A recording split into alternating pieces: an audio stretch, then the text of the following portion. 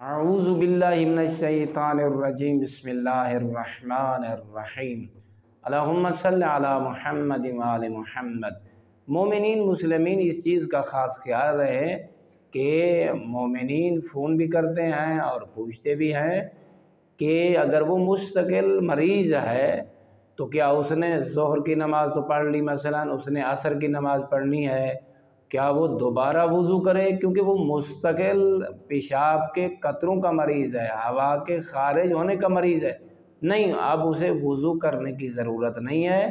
بس ہاں اگر اسے زیادہ پیشاب کے قطرے آتے ہیں تو اس تھیلی کو تبدیل کر دے، جیسے استحاضہ میں عورت کے مسائل ہیں ویسے ہی اس آدمی کے، اس مرد کے مسائل ہیں۔